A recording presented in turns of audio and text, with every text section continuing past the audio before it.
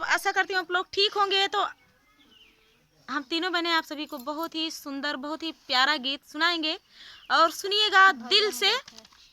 बहुत ही प्यारा गीत है, तो सुनिएगा और बताइएगा कैसा लगा। बहुत ही प्यारा है, तो देर न करते हुए चलिए सुनाते हैं। जेके राम ना बिगाड़ी है ओके लोग का बिगाड़ी। जेके राम ना बिगाड़ी है ओके लोग का बिगाड़ी। राही जे कृपा भगवान के, राही जे कृपा भगवान के, निर्बल न कबहारी। जेके राम ना बिगाड़ी है ओके लोग का बिगाड़ी।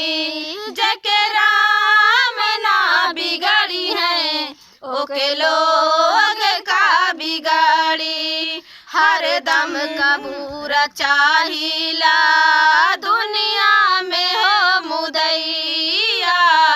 हर दम का बुरा चाहिला दुनिया में हो मुदैया। ईश्वर के बिना मर्जी के डोले ला पतैया। ईश्वर के बिना मर्जी के डोले ला ना पतैया। परमाण बादु शासन के, परमाण बादु शासन के, फारल खिचत में सारी। जेके राम ना बिगाड़ी है ओके लोग का बिगाड़ी। जेके राम ना बिगाड़ी है ओके लोग का बिगाड़ी। परेशानी भाले होला मन दुश्मन के डर से। परेशानी भाले होला मन दुश्मन के डर से। ऐसन भी होला जग में दर्द होला न घाव से।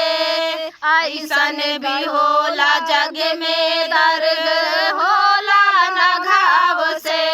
मोर धज के बेटा बाचल जेकरा, मोर धज के बेटा बाचल जेकरा, सिर पर चलल आरी। जेके राम ना बिगाड़ी है ओके लोग का बिगाड़ी। जेके राम ना बिगाड़ी है ओके लोग का बिगाड़ी। भाला ना होला ओकरा जे दूसरा के चाही बुरा।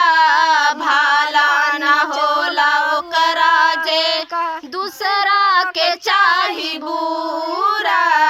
लोभिया काम चोरन के सपना रहे अधूरा। लोभिया काम चोरन के सपना रहे अधूरा। लिखे महेश गीतिया के, लिखे महेश गीतिया के, गावत संगीत, गावत संगीत वारी। जेके राम ना बिगाड़ी है ओके लोग का बिगाड़ी। जेके राम ना बिगाड़ी है ओके लोग का बिगाड़ी। राही जे कृपा भगवान के, राही जे कृपा भगवान के, निर्बल न कबहारी। जेके राम ना बिगाड़ी है ओके लोग का बिगाड़ी। जेके राम ना बिगाड़ी है ओके लोग का बिगाड़ी। तो दोस्तों ये प्यारा सा गीत आप सभी को कैसा लगा। बहुत ही प्यारा गीत था, दिल को छू लेने वाला। तो चलिए दोस्तों मिलते हैं नेक्स्ट वीडियो में, तब तक के लिए जय श्री राम, जय श्री राम, जय श्री कृष्णा।